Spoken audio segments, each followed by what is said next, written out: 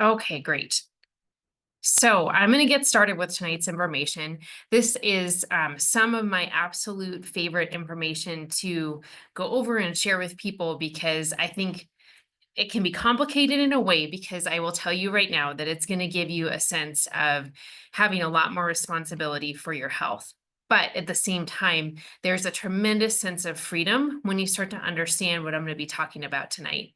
And so much of this information may seem simplistic in a way, but it's not. It's sometimes not really easy to do. It may seem simple, but it's not easy. But I think it's really important. I get really excited about it. So I'm going to dive into this and I'm going to basically start to give you the premise, just a really kind of snapshot of why we're going to be talking about this information, why it's so important. So when we first started our practice, there was a whole field of research that was starting to come out called epigenetics. And most of us are familiar with genetics, meaning you inherited DNA from your parents, and that would predict the outcomes of your health. It would really tell you what you might develop in terms of your life, different genetic conditions. But it also would be very predicted for you, if that makes sense. It would kind of give you a timeline of what your life might look like in a way. And so there was a lot of information, though, that started to contradict that came out in the early 2000s. And so if I just go through kind of the old thinking of what we used to think versus what we think now and what we understand now in terms of research, this is really important. So the old thinking was that my health and my health outcomes would be controlled by my genetics, i.e., if my grandmother and my grandmother or my grandmother and my mother had that disease, then it would be my fate to develop that disease. And we know now that there's only a small percentage of disease that's actually controlled by genetics. So that might be like 2 to 3% of disease is actually controlled completely by genetics. The rest of disease and what you look around in America and what do most people, if you look around like with what most health conditions people are dealing with, there are things like heart disease, cancer, Alzheimer's disease. We've got autoimmune conditions. All of those things are very, very common, very chronic conditions in our society. But what the newer research is showing is that your DNA isn't really your destiny. And so most of those diseases, when we talk about the chronic conditions, are not controlled by your DNA. Does your DNA contribute to it? Yes, but there are ways to really enhance how your DNA is working, if that makes sense. There's ways to help control how the DNA is expressed. And so this is the newer information, and I'm simplifying this tremendously. I'm trying to break it down for you. But we know that DNA exists within every single cell of our body. And as we age, the end caps, which is a portion of the end caps or the telomeres of the DNA shorten, which is a major part of our aging process. There's an enzyme that our body makes called telomerase, which preserves the DNA by slowing down the shortening of the telomere. So basically, that enzyme, telomerase, can actually slow down the aging process. How do we affect how that telomerase works? Well, it really depends on the environment of the cell. So if you think of the billions of cells that your body has, the environment of that cell then will determine how the telomerase will function. So we can optimize the function of the telomerase. That's just one example. But when we really look at how our body is functioning and how the DNA works, how we control that environment of our cell affects our aging process. It affects disease process. It affects the quality of our lives. It affects our energy level.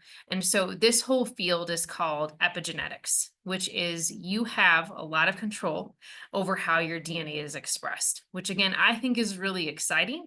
The more that we know about this and the more research that comes out about it, definitely gives you more responsibility with your health, but it also gives you a whole new perspective in terms of what you can do to make a huge and dramatic difference in terms of your quality of life as well as your disease outcomes. So I'm going to start going through this because then if we're looking at it, okay, so it's at what determines the cellular environment. How do we provide a great environment for how that cell works and how the DNA is expressed and how the telomerase works? There's major influences that are going to affect how genetic expression plays out.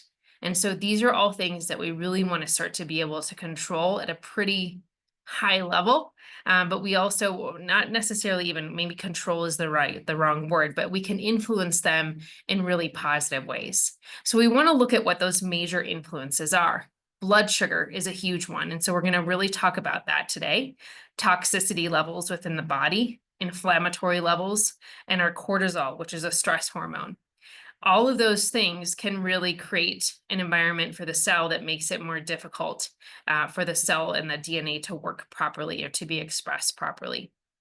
And so all of those things then tie in to specific lifestyle factors that we're going to talk about today. How you supply your body with the proper nutrition. I will say that is what most of my clients think is probably the number one thing that they can do to affect their health. And I don't disagree with them, but I think it's a lot more complex than that. And why I say that is because there's so much research coming out about movement and exercise being almost superior to nutrition. But does that mean that I want you to eat poorly? Absolutely not. It all plays an essential role in terms of how your health is expressed. We're going to talk about supplementation. We know now that our food quality is maybe not as nutrient dense or rich as it was 30 years ago. And so providing your body with the proper supplementation can make a really big difference in terms of how your body functions and the nutrients that it has to work with. So we'll really get into that. We'll get into movement and exercise. We're going to get into sleep, stress management. And then we really need to look at the energy and the frequency of which your body vibrates. When we have incredible levels of stress, when we have lack of sleep, when we have poor movement, all of those things affect the energy and the vibration of your body. But they're actually doing so much research right now that shows if the cell vibrates at a positive frequency, if that makes sense, versus a negative frequency, that it is a great determiner in terms or determination factor in terms of health. So I want to get into that. How do you change your state? How do you help your body vibrate at a higher frequency, at a better frequency? So we'll get into that information as well. Okay, so if we start to talk about the environment of a cell, then the environment of the cell determines which genes are utilized to produce specific proteins that cause specific chemical reactions. I promise not to get into this in depth because it would be probably 4 hours of really boring content, but I think it's really important that you understand that this is what's happening. These are the chemical reactions that are happening within your body that your DNA is coding for in every single cell of the body. It is complex. There's a lot going on. And if you think of like, okay, this is why nutrition matters, is because I'm giving my body the fuel to go through all of these reactions every second of the day. It's really key. And so again, think of it. So genetics are coding for the proteins that are allowing for these reactions to happen. And so again, we want to fuel our body, we want to move our body in ways that are supporting all of this to happen in the best way possible.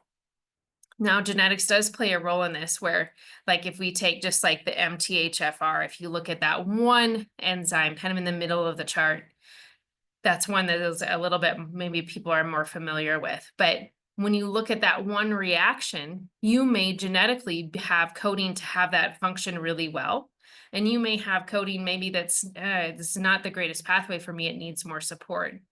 The good thing is that the more you give your body the fuel, the proper nutrition and the proper nutrients and these other factors, you can make a really positive impact in terms of how all of these things work, whether you're genetically coded in a really robust way or you're not, based on these chemical reactions that are happening within the body all the time. So I want to get into how do we influence those factors. So we're looking at very specific things that we can do. And I want to give you a perspective. I'm not looking at this through maybe a weight loss lens. I'm not looking at it through, I want you to look a certain way. I'm looking at it solely from how do I help you be the absolute best that you can be? How do I help you know what you can do in terms of having a lot of power over the foods that you choose to eat on a daily basis? So one of my number one goals with nutrition is to mitigate inflammation. So inflammation is just damage that our cells go through when we have life that happens to us, whether we're stressed, whether we have injury, maybe we do have like an autoimmune process or something going on within our bodies. That's an inflammatory process. Maybe there's damage happening to different organs. Okay, how do I help you fuel your body in the most positive way? To be aware of how do we mitigate inflammation? How do we help control that process or decrease the amount of damage in the body and keep it in a healthy state moving forward? So the things that we want to pay attention to are how do we keep your blood sugar steady? That is one of the number one ways that you can mitigate inflammation. So say someone really eats a meal in the morning where it's really like a lot of carbohydrates that are processed very, very quickly. And blood sugar spikes and then it drops and it sets the body up on this roller coaster of up and down blood sugar throughout the entire day. That person is going to be much more likely to deal with high inflammatory levels, but also incredible cravings for sugar that are like throwing fire on the inflammation because of the unsteady blood sugar pattern that they're going through. So we want to look at all nutrition as how do we keep our blood sugar steady? We want to minimize and mitigate toxicity. So we are exposed to toxins in our environment every single day. It's why we run Austin air filters in our home, why we run Austin air filters in our practice, because we want clean air happening for everybody to breathe as well as ourselves. But we're also like if you fly in an airplane or you're at Target shopping or wherever you are, whatever you're doing, you're going to be exposed to different levels of toxicity and chemicals that are in our environment, just even driving in your car. So how do we have strategies that help us to mitigate toxicity? So I'm going to talk about that in a little bit. We want a variety of foods for gut health. So one of the ways that we become toxic is when we're stressed, or if we've taken antibiotics a lot throughout our lives, like I did as a kid, or if we've been on pain relievers for a long time period, or if we've been through chemotherapy, any of those types of things, it causes what's called leaky gut. Now, I went through some big things that can cause leaky gut, but what we know right now is that the estimates are about 95 to 98% of Americans have leaky gut. And what that looks like is my best, simplest explanation is in the lining of the small intestines, your cells should be packed together like this, really tight junctions. And when we've been on those antibiotics or painkillers for long time periods, we get gaps in the junctions of the cells, and food particles get in those gaps. And those food particles then get into our bloodstream and our body reacts to them, which causes basically like a toxicity reaction within the body, but it also can impact blood sugar. It can impact the immune system, but it also can make digestion more difficult and make us basically react to different foods that we're eating because we shouldn't have food particles in our bloodstream. So our immune system reacts to that and then creates reactions to foods that create inflammation. So eating a variety of foods and really paying attention to gut health is another really important factor for looking at the whole picture of nutrition. So that means like at the grocery store, I might, 1 week buy celery, carrots, tomatoes, kale, just a variety of vegetables. And then the next week I might buy beets and spinach and arugula and a whole different variety of vegetables. So it's looking at how do I have as much variety as possible because I'm mitigating that response for the gut. I want to choose nutrient dense foods. So I want to choose foods that are going to give me the most, how do I describe that? The most bang for the buck. I want to get foods that are going to give me lots of good vitamins and minerals every time I eat. And then organic as much as possible. We know that there can be lots of debates about organic food, but we do know that genetically modified organisms alter gut bacteria. And your gut bacteria is absolutely essential for your immune system. It's essential for your mood, your quality of sleep. If you're craving sugar, usually there's a gut bacteria problem. So we want to make sure that we're supplying good nutrients into our body, and also that organic food and avoiding GMOs can make a big difference in terms of the overall picture of health. So another thing I just want to kind of make sure that we're all on the same page here is that we want to be aware of what's called the fatty acid ratio. So when we look at clients all the time will ask me, why am I such a staunch believer in omega-3 fatty acids? We get omega-6 and omega-9 fatty acids from our food in just about everything we eat. Omega-6 and omega-9 fatty acids are in just about every type of processed food. So Americans have been found to have way too many omega-6 fatty acids compared to omega-3 fatty acids. Your omega-3s are what are found in like your deep, like cold water fish, your fatty fish, your mackerel, salmon, herring, sardines, but also nuts like walnuts, cashews, your dark leafy greens, your free range grass fed finished beef. Those are full of omega-3 fatty acids. So what they found is that in Europe, where people have a lot less inflammation in their bodies, the ratio of omega-6s to omega-3s was like 9 to 1. In our country, we're looking at a ratio of 36 to 1. We've seen 18 to 1. Like there's a huge range of how much omega-6s people have compared to omega-3 fatty acids. And so I want you to be aware of trying to get these types of foods into your body because the omega-3 fatty acids lower inflammation. And when we can get a better ratio of omega-6s to omega-3s by cutting down on processed food and increasing omega-3 fatty acid rich food, or maybe supplementing as well, we can change that basic inflammatory balance that's happening within the body. So just something to realize, there's other countries that are obviously like their culture, their population has been shown to be healthier than ours in the United States. This is one of the factors that can be looked at that can point and give us information of why. So again, think of lowering your processed foods, increasing your omega-3 fatty acid rich foods. Think of supplementing with omega-3 fatty acids as well, which I will talk about when we get into supplementation. So when I go through the variety of foods that people should eat, I kind of look at it from a macro standpoint. So macros are just looking at the different food groups. And I can give you kind of an idea of if I wanted you to have a really nutrient dense plate that would help to decrease inflammatory levels, this is what I would look like. Also eating, or this is what it would this is what the picture of it would look like. I can tell you, when we eat like what I'm going to talk about now, it's really designed to stabilize blood sugar. So there's a lot of information I can give you, and we'll just start here. But I'm going to talk about in a second, just I'll go forward here, but I'm going to talk about carbohydrates, protein, fat, and we'll look at the picture of it. So carbohydrates. Your body needs carbohydrates. So if you like to exercise and you like to be active, you need more carbohydrates, obviously, than someone that doesn't like to move as much. But I want your carbohydrate focus to be full of vegetables. And what I mean by that is if you think of a plate that you're going to eat and you're going to prepare your meal, I would like half of that plate, at least 2 cups of that, to be vegetables. Some meals you might have like something where there's vegetables mixed in the main dish, and so you might have another cup of vegetables on that plate. But what you're doing is giving your body a ton of nutrients, a ton of fiber, a ton of antioxidants and minerals that are really going to fuel your body. But that fiber level is also going to stabilize your blood sugar, especially when we combine it with the appropriate amount of fat and protein. So we want vegetables. My goal would be that you have at least 5 cups of vegetables per day.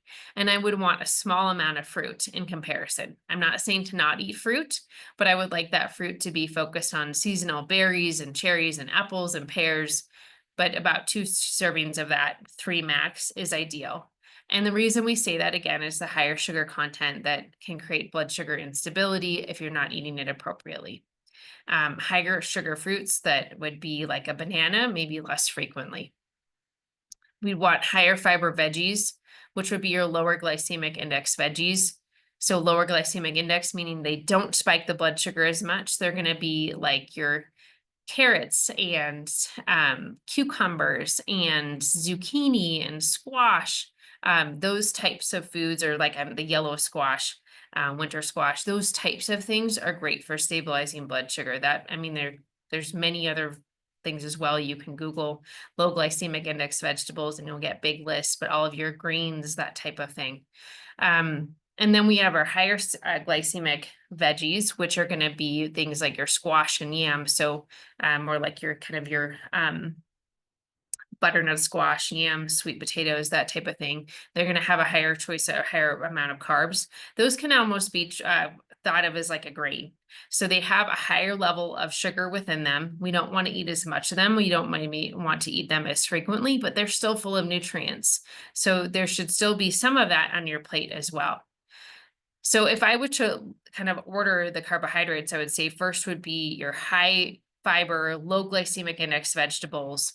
Then that's going to be your more like your yams and your sweet potatoes. Next, your third choice would be your whole grains. That's going to be your black, your brown, your red rice, quinoa, potatoes, oats, amaranth, buckwheat, those types of things.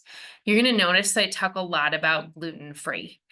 Years ago, I worked very closely with a cardiologist named Jack Wolfson, and he is one of the most, well-known natural cardiologists out there. He practiced medicine for a long time, but he kind of started to wake up in a way where he noticed that he wasn't getting the results that he wanted for his patients. And so he started doing a lot of research. And what he really talks about now is how important it is for just about everybody to not eat gluten.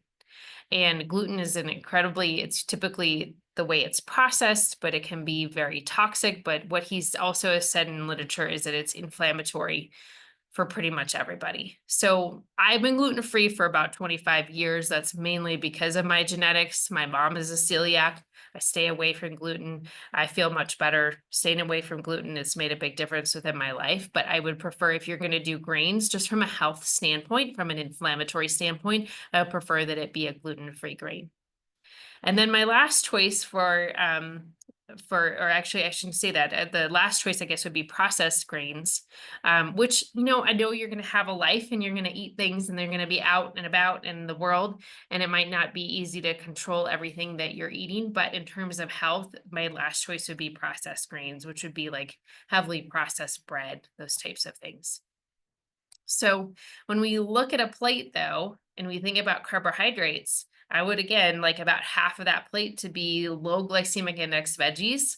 I would like about a quarter of that plate to look like more of a higher glycemic index vegetable, like squash, yam, sweet potato, something like that. Or maybe it's a white potato or a yellow potato, a red potato. In our household, it's maybe about a half a cup, but I'm not really measuring that. So that's how I would like the carbohydrate portion of the plate to look like. And maybe that looks like a salad, but there's a lot of nutrients that are happening with the carbohydrate sources. Then we go into protein. And when we look at protein, the next thing that I'm really looking at is the reason why protein is so essential is because it's the slowest food to digest. It has the least effect on blood sugar. So it helps people stay full for longer time periods. I would like that other quarter of the plate that we have left to be about 3 to 6 ounces of protein.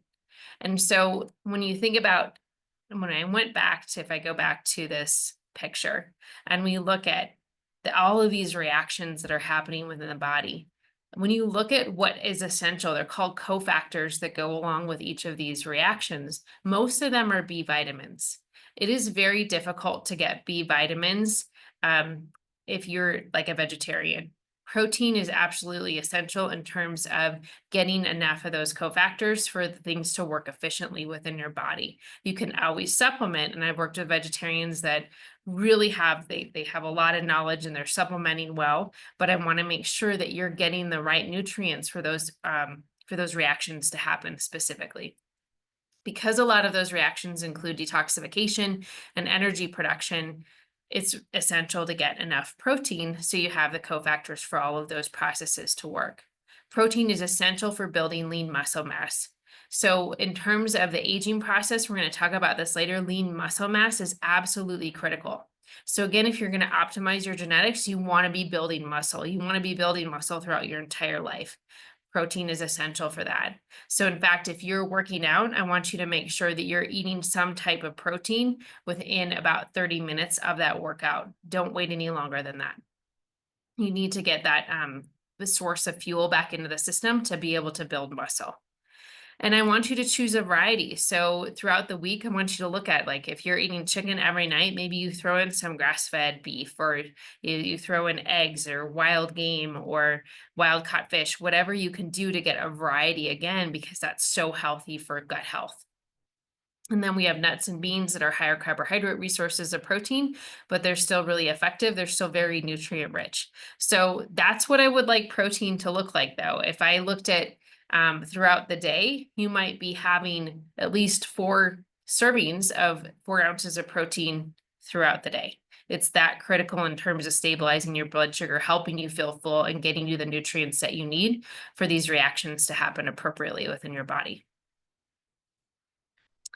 And then we look at fat. So fat is so absolutely key in terms of feeling satiated, feeling full. We want to aim for about a tablespoon per meal, and then look at throughout the day. Are you getting, again, 3 to 7 tablespoons between seeds and nuts and nut butters, olive oil, avocado oil? Those are going to be my favorite sources of fat. Would be coconut oil, olive oil, avocado oil. They're important in terms of, again, stabilizing blood sugar, but important for sleep, for brain health, hormonal health, energy production. Fat is the building block of every single cell of your body. And it's very anti inflammatory when we get those appropriate sources like the avocado and the coconut oil. So when you think of, like, if you're going to be baking or doing any high heat cooking, avocado oil and coconut oil are your best choices because they don't become rancid in the cooking process. So if I'm cooking something and I'm really sauteing something at maybe a higher heat, I'm going to choose avocado oil. If I'm cooking at a lower heat, or I'm putting a salad dressing together, I may choose the olive oil for that situation, because I don't want to break the, I guess, how do I say that? I don't want to use the olive oil for my higher heat cooking because it will become rancid. Other, like, seed oils, will become rancid during the cooking process, especially at a higher heat.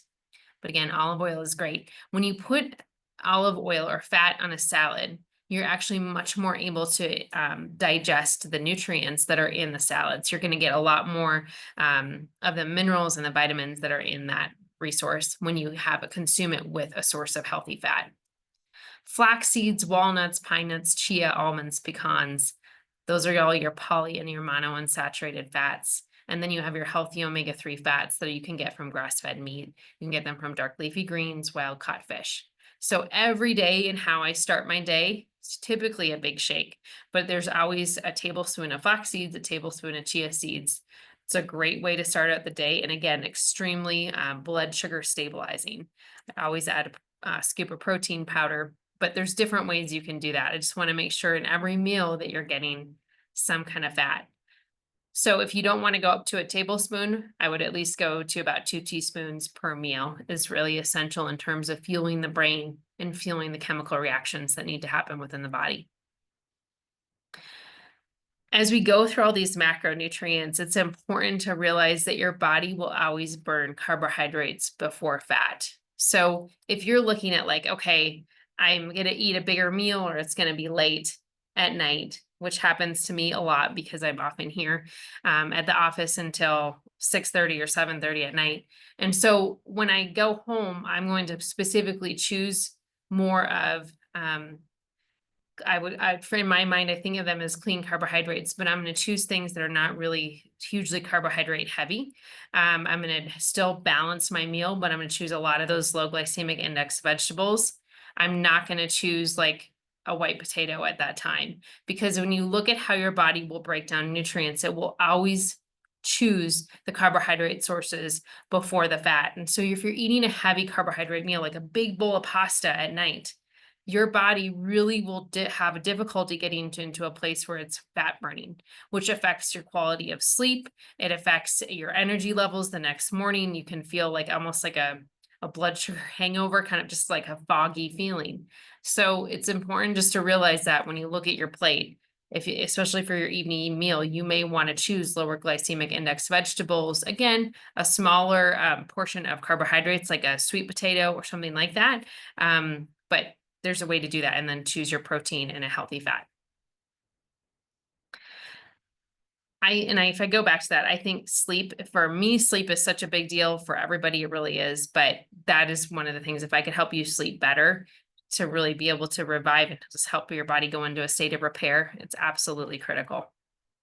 So this is what I've been talking about, building your plate. I would love, just in terms of fueling your body for the day, for each meal, half of your plate is the non-starchy vegetables, 1 to 2 tablespoons. So maybe, especially for men, maybe 2 tablespoons of high quality fat.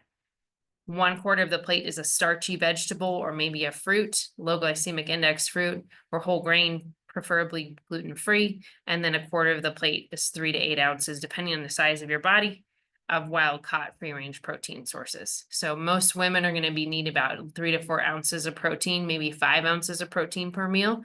Most men are going to need anywhere from 6 to 8 ounces of protein per meal.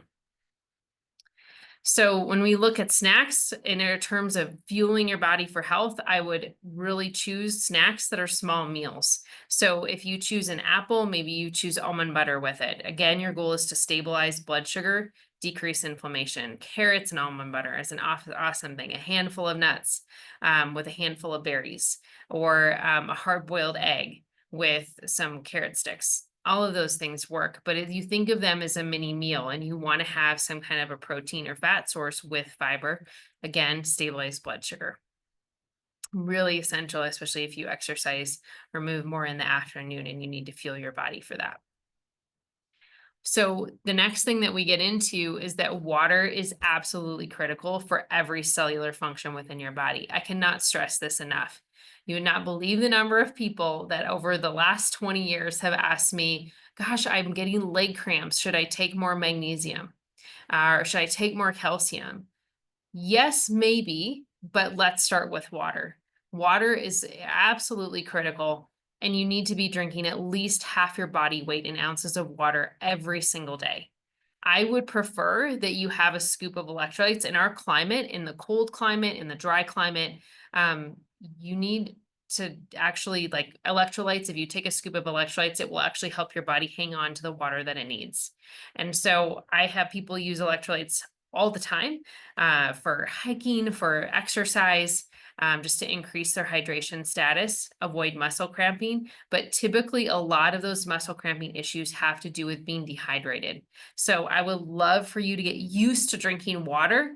And this doesn't mean I'm not telling you to drink, like, go from 24 ounces a day to 60 overnight. But I am telling you, let's pay attention. Let's get a baseline for where you're at right now and increase it by 4 to 6 ounces or maybe even 8 ounces every single day until you get to that place where you're at least half of your body weight. I would prefer more water than that, but I just want to make sure that you're getting at least that amount of water on a daily basis. Every single one of those chemical reactions that we looked at in terms of what the DNA is coding for depends on that water. And then we look at, these are some things that I recommend a lot, and to the point where over the years, Scott and I have identified them as like the top 5 things. If we could recommend things that could really make a difference in terms of someone's overall health, for most people, that does not mean it's for everybody. These are specific things that we work with very frequently. The Nutridyne Dynamic Fruits and Greens is full of antioxidants. It is a green powder. It actually doesn't taste bad, but you can mix it up in water. You can put a scoop of it in a shake if you prefer that, but it gives you an extra support of broken down.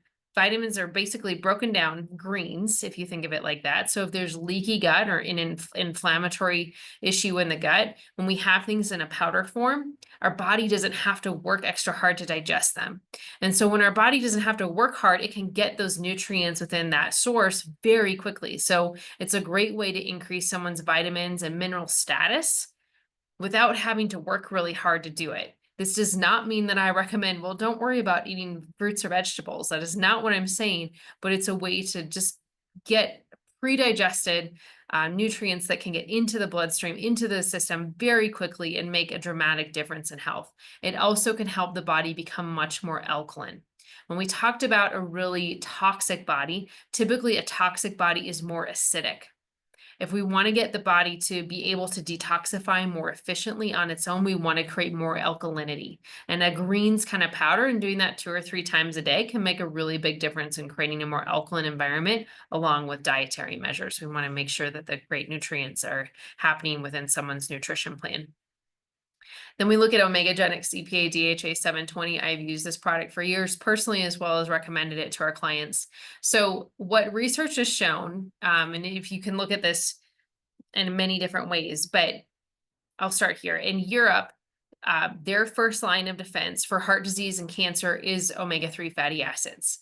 And so what the research has shown and what they do is, if someone's dealing with like a cholesterol issue or a blood pressure issue, they may recommend 10,000 milligrams of EPA DHA on a daily basis. I typically don't recommend that much. I do recommend really starting to change how you're eating and get more omega-3 rich foods within your diet. But I would also recommend supplementing. I typically supplement between 3,000 and 5,000 milligrams per day. So that typically I'm recommending about 4 of the EPA DHA per day, about 2,800 or so of those of milligrams of that, which is about 4 capsules a day. But everybody's different. It's something you can definitely ask us if you have questions about it, but it can make a really big difference in terms of someone's inflammatory status. The reason I have a basic B complex on this is that most people that I work with have a fairly high stress level. Their adrenals are kind of fried. They're low on energy. Their immune system may be impacted. Maybe their sleep isn't the greatest. B vitamins are absolutely essential for fueling the adrenal glands. They are essential for, again, every single chemical process that we looked at in that big scary chart.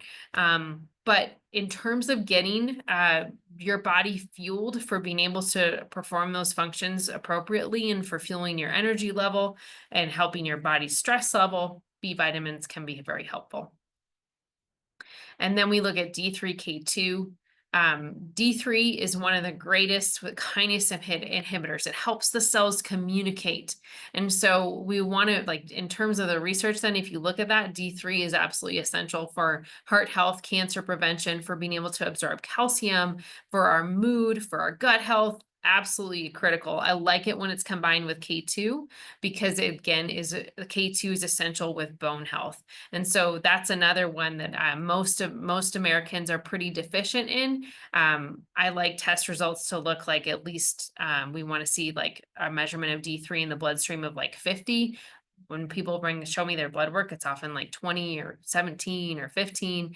So we got to get that up. And so I typically work quite a bit with D3K2. Again, it's something you'd want to ask us in terms of your individual, like how much you would take. And then I look at a really good probiotic. I talked about gut health. We talked about how so many people are dealing with leaky gut. So when we look at gut health, having appropriate healthy gut bacteria can make a really big difference in your sleep and your mood and your immune system, your cravings, your digestion, obviously super important. And so this is one of the best probiotics I've ever come across. I've used it for the last several years, but at Therapy at Complete has several different strains that are very supportive for the things that we talked about. You take that first thing in the morning or right before bed, ideally without food, but if it needs to be taken, because that's the only time you can remember it is when you're eating, it's still going to get into your gut. So another nutritional strategy that can really help in terms of our longevity, in terms of our quality of life and our health, is detoxification support. So when you go through stressful time periods, or maybe you went through the holidays and you're eating too much sugar or carbohydrates, or what detoxification can, or like a toxic body can, what people will talk about is feeling sluggish, having brain fog. Maybe their gut isn't digesting well. They're not feeling great that way. Maybe they've gained belly fat. There's many different things that we can look at that can give us clues into the fact that detoxification can be important, but giving the body detoxification support can actually, it's basically like upregulating in a very natural way how the kidney, the liver, and the gut function are working. And so we can use very specific nutrients to provide this effect, but it helps the body become more alkaline. And again, we want more of that alkalinity in order for our bodies to be able to detoxify more on its own. It can also help the body to start to move, like mobilize stored fat. It has to be in a more alkaline state in order to do that. But it also, I work with a lot of engineers. We work with a lot of people at the School of Mines, or like people that go into different engineering types of careers. And when you think of all of the different chemicals that they can be exposed to in different environments, they're often exposed to a lot of heavy metals. And so we can use different nutrients to help upregulate, meaning again, help the body's natural ability to work more efficiently to clear heavy metals. And that can make a huge difference for brain health, soft tissue health, just again, energy levels, sleep, all of it.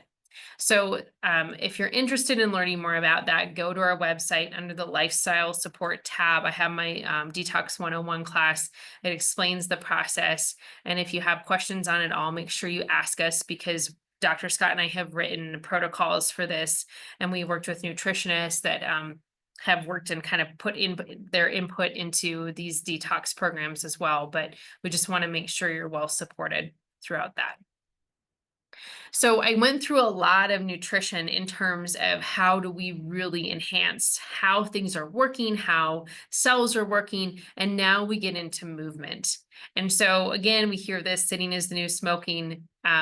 There's definitely a balance between sitting and standing. You don't have to be at a standing desk all day to be healthy. It's okay to sit at times as well. But in terms of movement, my goal for you would be finding something that you love to do, or something that makes you feel really good, because that's what's going to make you want to move. How we know, and I guess this is been known for quite a while, but in terms of how you will age, it is incredibly dependent on how much muscle mass you maintain and build as you continue to age. What is so fascinating about this, and like as I learn more, I would love to have a whole class on this, but there's so much integrated between how your body is building muscle and what's happening in your brain. So what they're showing is that muscle mass and brain health are incredibly linked together. So again, if you're thinking of like, okay, maybe Alzheimer's runs in my family, or any kind of brain health issue, I guess, like depression, anxiety, exercise is absolutely critical. And so the other thing I love about it is the endorphins that it creates, because they've been shown at times to be almost just as effective or even more effective than antidepressants. That doesn't mean that's right for everybody. It's just what research has shown. And so we want to really help you to find the strategies of what works for you. And I like there to be a variety. So if you are a highly stressed person, we talk about this in our chronic stress class. If you've been highly stressed for a long time period, moving into really intense exercise is probably not appropriate. For a more stressed body, maybe cortisol levels have been high for a longer time period. You can do blood tests to look at that. But if cortisol levels have been higher for an extended time period, then we want to look at things like yoga. We want to look at things like, what else could I say? Like yoga, Pilates, walking would be excellent places to start movement. If we're looking at someone who, maybe they've come out of a stressful time period and they're more stabilized, they feel like they're doing pretty well, then we want to look at, okay, so now how can we start to create more variety? We want to think about muscle building at least 2 to 3 times a week would be a really healthy thing to do. So maybe like I'm always working on trying to build strength in my lower body. So I might try to build or try to work on weightlifting, but for my lower body 2 times a week and my upper body 1 time a week, and include core work in each of those workouts. But then the other days I might decide, well, I'm going to go for a walk. I'm going to do yoga. I'm going to do a cardiovascular workout. So alternating what you're doing is a really healthy thing. If you're just doing one thing consistently and that's the only thing you do, we need to have more variety in order to build muscle in different ways and really to increase the cardiovascular health. So the other piece I can't stress enough with that is that mobility is incredibly important for injury prevention. So that might look like yoga, that might look like a stretching program. If you need help with mobility exercises, ask us, because We do a lot with mobility in terms of just what we do for ourselves, but a lot of what we've researched over the years as well. So actually creating mobility is thinking about like, how do I get my joint to actually move better? And if I get my joint to move better, I can lift weight. When I'm lifting weights, I can do it in a way that's healthier, that's going to prevent injury. So there's other ways to think about that, but having this balance is really key. But if you're at a place where you haven't exercised in a long time, think of where your stress level's been at. Choose something that you feel like will be appropriate, whether it's just some way to move, whether it's again walking, maybe it's an elliptical, maybe it's yoga, whatever you choose, but then look at how over time you can start to shift that up and have more variety in terms of what you're doing for exercise. But absolutely critical in terms of how you age and your brain health. I love it. It's very cool. If you look under the resources section of our website, we do have some strength exercises, like different programs that you can look at that one of the trainers that we worked with in the past has some strength and exercise programs on it, to mobility work with bands. And then we also think about like massage, infrared sauna, dry skin brushing. When we look at in terms of just taking care of your body, those are some other really great tools that can be used for detoxification, that can support workouts, that can support your healing process. Dry skin brushing is just taking there's special dry skin brushes, but you literally are moving the lymph system by using that. So you start at the extremities. So you might like start around your wrist and go in circles up towards your shoulder, and then go, maybe you do the other arm, and then you go from the ankles up towards your thighs. But that will actually move the lymph within the body, which is very helpful for detoxification. Infrared sauna is known to, again, to help with detoxification through the skin, which we love, because our skin is probably the number one way that we detoxify ourselves. And so by creating a sweat can be really incredibly important. We can do that with exercise as well. Massage can be another great tool for helping the body go into that detoxification response. And then know that every single adjustment that you get is also creating a detoxification response to support that process in your body. So we get into the mindfulness place. And when we talked about creating a healthy environment for the cell, one of the things that we looked at with that is that the energetic frequency of what was happening within the body. Mindfulness, one of the things that we have shown and that the research has shown is that most people are living in some type of a trauma response 90 to 95% of their lives. And that sounds kind of an odd thing to say, but there's so much that we are exposed to and that comes at us on a daily basis. And so if we're not managing that energetic frequency of the cell, we have some problems that are starting to develop in terms of our health. And so that can be expressed in different ways. I work with people all day long that we're going to see sometimes the fight response, sometimes the flight response, the freeze, or the fawn. They're all different ways in which the autonomic nervous system will express being in a stress state. And so what happens if our body's constantly in this stress state, we're producing a lot of cortisol. We might be producing adrenaline throughout the day. The adrenaline will burn off very quickly, but cortisol does not burn off quickly. Cortisol, when your body is stressed over and over and over again, it produces a lot of cortisol. And cortisol short term can actually be very healthy for the immune system. Excuse me, but if we have cortisol that's very long lasting and becomes pretty chronic, it actually increases our inflammatory levels within our body. That then has negative consequences for the immune system, the reproductive system, the joints, digestion, brain function, decision making, all of it. And so when we think about this, we really want to look at how can we incorporate strategies throughout the day that help us to lower fight or flight. I'm gonna call it fight or flight. It could be expressed as freeze or fawn, but I'm gonna lower fight or flight physiology and help to support our bodies in their healing process. It's NSA is probably one of that. There's a reason I went in and wanted to do NSA care in terms of what we provide in our practice, because it's absolutely healing in terms of shifting trauma response and helping heal trauma from the body, and helping people get out of fight or flight. But there's other things that you can do that can really maximize that healing process.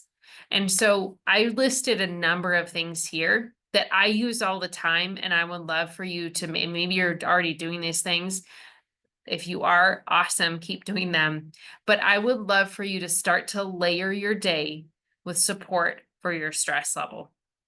And so that might look like you give yourself an extra 10 minutes in the morning to breathe or to journal. And it might look like midway through your morning, you take a 5-minute walk outside and you breathe and you look at nature or trees or whatever you can, or snow. And then that might look like after lunch, you take another 15 to 20-minute break and you breathe or you meditate or you rest. And you might do that again in the afternoon, and you might have some kind of practice, a gratitude journal that you use in the evening. But I would love for you to start to layer these types of things throughout your day. It's that important in terms of what the research is showing in terms of how stress impacts the environment of every single cell in your body. So the things that I wrote down, creating intentions. If you could be or do anything, or if you could create anything within your life, what would that feel like? Imagine what it would smell like, feel like, look like, what emotions would go with that, and journal about that frequently. What are you trying to create? Even that can, again, change the energetic frequency of what's happening within the cells of the body. Find time for guided meditation or other forms of meditation daily. I love the Insight Timer app. It's been my favorite meditation app for years. There's meditation teachers, thousands of meditation teachers from all over the world that have put their material on it. And you can pay for it to have even more access. I don't even pay for it. I just use the basic stuff that's on there, but I found things that I love and I use them every day. Present time consciousness, just really being present with where you're at that time. So maybe you've got a whole list of household things that you need to get done. And instead of just constantly thinking ahead to the next thing, you try to be really present with what you're doing at that time. I am putting shirts into the washing machine. I am scooping laundry detergent into the washing machine or whatever it may be, but you start to slow down your thinking and actually become present with what you're doing at that moment instead of letting all of the other things bombard you. It takes practice. Time for creativity. I don't know what it is that you like to do, and maybe you don't know what it is that you like to do that's creative. But years ago, I read a book called The Artist's Way. It was life-changing for me. And now I create time for creativity, which I believe it looks like I spelled wrong, so I shouldn't have pointed that out. But I plan time for that hopefully every single week. When my son gets really busy with swim meets, it doesn't happen as often. And I can tell I am not as nice of a person when I don't have that time for creativity. So I would love for you to have anything that sparks joy for you. And if there's a creative project, it is so good for the mental and emotional health. I get my best ideas for classes, for blogs, for how I want to teach or do whatever. But best time happens with creative time. Best thinking comes with creative time. Time in nature is absolutely essential for the nervous system. So whether you can build that in on a daily basis, or maybe it's a weekly basis, a monthly basis, but I would love for you to have time to be amongst trees, to see leaves, to see snow, to see the mountains, whatever it is. But just to have that time in nature can be essential for changing, again, that energetic state of your body. Journaling, I reference The Artist's Way. They talk about morning pages. I adopted that habit, 10 to 15 minutes daily of free form writing. Whatever needs to come out comes out on the page and it's left there, which is pretty cool. And then affirmations used to reset your thinking with a positive perspective. So these are all tools that you can use that, again, change the energetic state of the body. With network, what we're actually doing is decreasing the amount of neurological tension within the system and allowing your body to repattern itself. So if you have one way that your body has responded to stress and trauma, we're going to allow your body to find more adaptability. And when we do that, it helps to heal like arthritic kinds of patterns. It creates more mobility within the muscles. It helps there to be more blood flow within the structures of the body that can really help with the healing process. And we also really try to get ahead of stress patterns, of stress physiology. So you can imagine when you add in those other mindfulness activities, how much of a difference it makes. When we are doing adjustments, we're actually increasing the blood flow to the frontal cortex, the part of the brain that does your higher thinking, your and decision making. They've shown in the research when you do that, that it really helps people make better decisions, make better choices. They're happier. There's less depression. There's less anxiety. So there's all kinds of changes that happen as people go through that process. We want to really decrease the amount of sympathetic tone within the body and increase the parasympathetic side of the nervous system that puts you in rest and digest and healing mode. Um, we work a lot with trauma. You'll see us doing a lot more classes with about that in the next few months. And then it really starts to shift your perspective. So I gave a couple different examples of like we work a lot with phases, meaning how your body has stored tension and stress and used as its go-to method for dealing with stress over years. A phase 4 individual has lots of thinking. Their way of dealing with stress is to think and analyze and process information. And what it looks like physically is when someone's on the table with a phase 4 pattern, they have very little breath in their upper back. It looks like it doesn't move. They have a lot of tension stored right around the C2 area of their spine. Their body is usually very balanced, but it's usually fairly rigid. When you start to decrease phase 4 physiology within the body, you see full breath move through the system, you see that tension decrease, but it's really cool to see their personality start to shift. They become much more present. They can recognize when they're in overthinking mode and start to let that go. It changes the whole physiology, but it also changes that person's quality of life. So there's different ways to look at that. We're talking a lot about that in the next couple weeks at one of our classes. And then there's breath work. So breath work is another amazing tool for really increasing the parasympathetic side of the nervous system, which again is rest and digest. If you're going to change the frequency of the cell, this is why I recommend when you're on the table that you breathe in through the nose, out through the mouth. I want the exhalation to be longer than the inhalation when you're on the table. And the reason we want that is it increases, again, parasympathetic.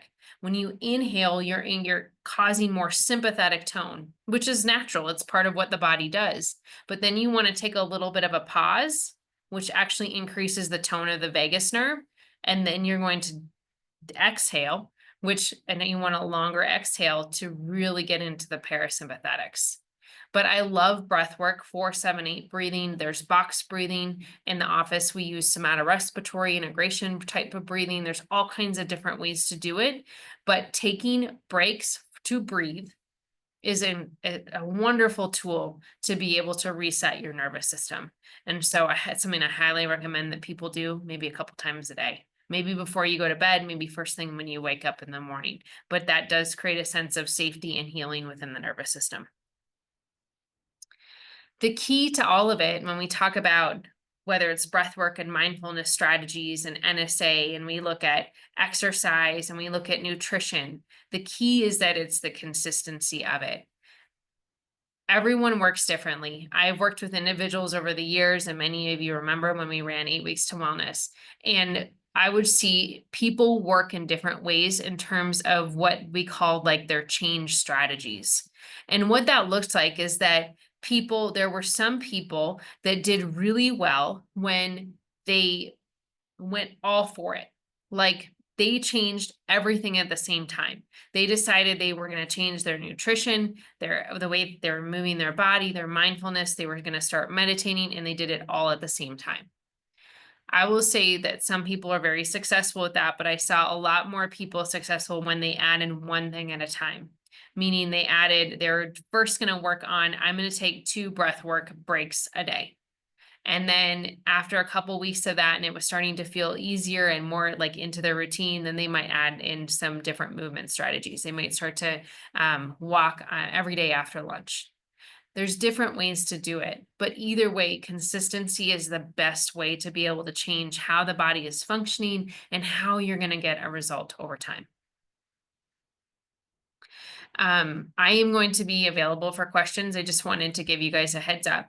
On the 27th in the office in person, I'm going to be teaching maximizing your NSA care, getting a better result faster. We're going to go into a lot of in-depth material in terms of how the nervous system works, how we're working on repatterning. I want to give you different ideas of, I gave you kind of an insight into phase 4 patterning, but there's many other different types of patterns that we work on. And there's different emotional patterns that go with each of those as well. And the more you understand about that, the more you can support yourself, the more we can support you with your healing process. There's a lot of things that we'll talk about and how to really get the best result during that class. And then just to mention, February 10th through the 14th, our new patient referral rate is always $79, but throughout that week, anyone who calls to book or schedules with us during that week, those funds will all be donated to Foothills Animal Shelter in our Share the Love event. So we are excited about that because we all love animals. I just want to open it up for any questions that people have. And so if you do have questions or anything that you want to share or talk more about, please put that in the Q&A box and I will get to that here in just a second. And then I also just wanted to say, there's resources that we have in the practice. So each month we send out our monthly newsletter that usually comes out around the first of the month. And then we'll also have a blog that's sent out typically mid-month that will have a deeper level of information on NSA care or healing or different lifestyle strategies as well. So make sure you're signed up for that, and you can do that in the resources or on our website as well. Okay, so I am going to come over here. Okay. So I'm going to go through here and just see if there's any kind of questions that people have.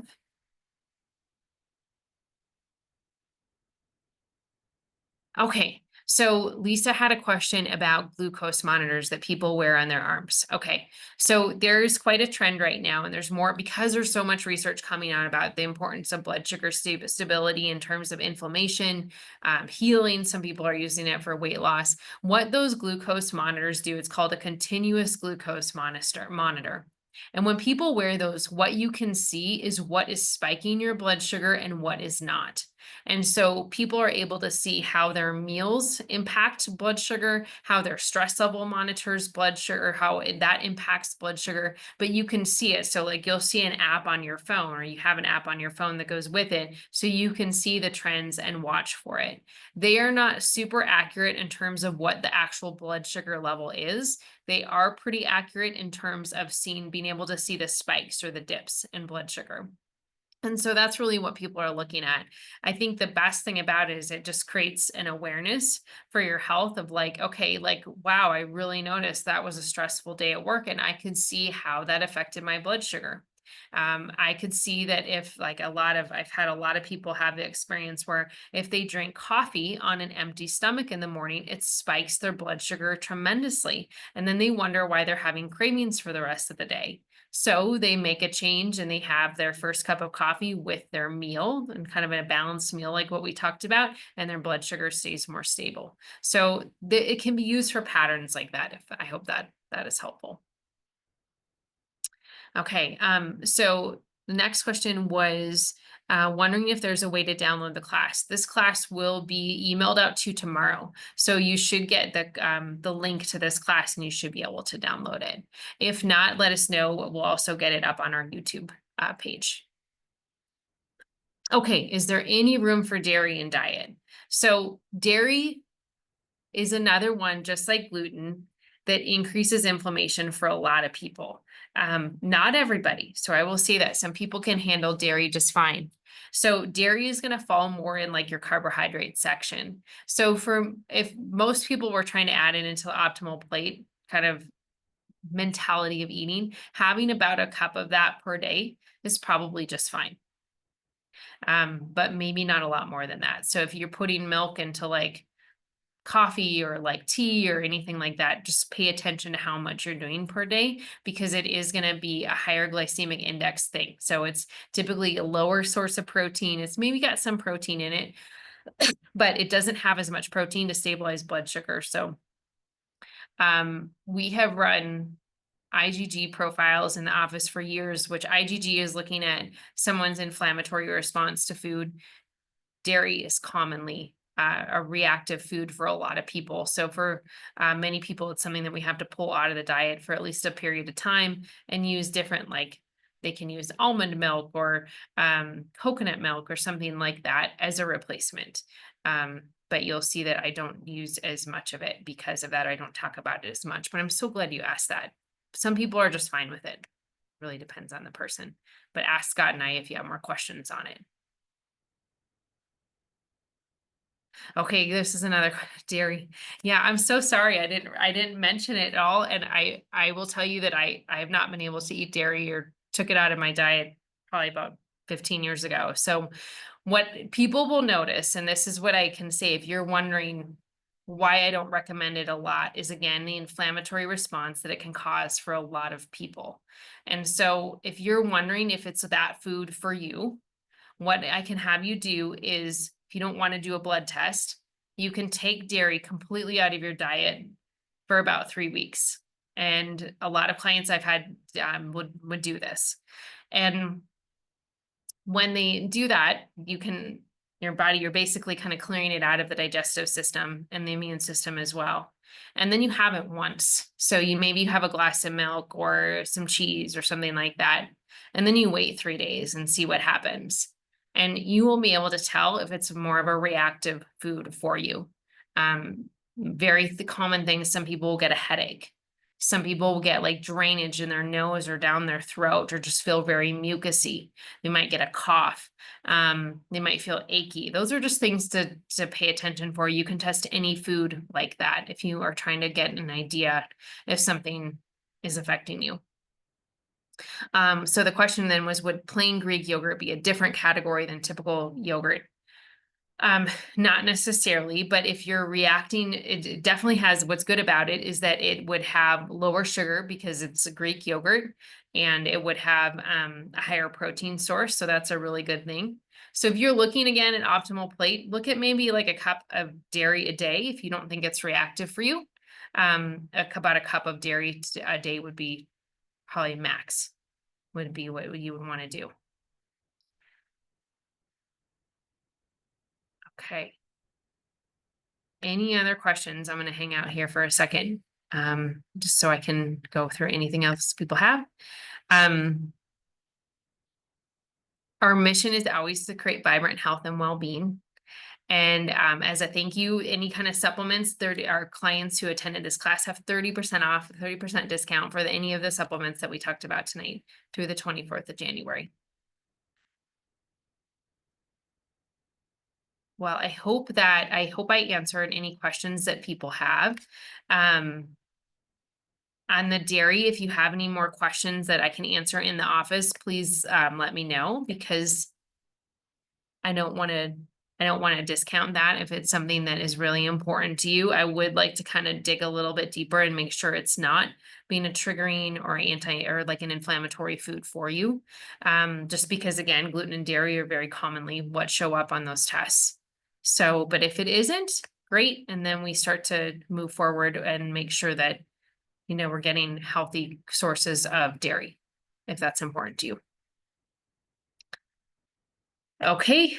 Well, I will wrap it up for tonight. I so appreciate your time. I love being here with you tonight, even in this platform. I know it's Zoom, but I still love the community and the questions and all of the information that we get to share together. So if anybody has questions, please make sure that you're asking Dr. Scott and I in the office. We'll definitely make sure that we have time to communicate. But otherwise, I hope it's a great start to the new year, that whatever you're trying to create in terms of your health and your well-being, that it's in process, and in whatever support you need, please make sure you're communicating with us. So thank you so much. Have a great evening, and I'll see you soon.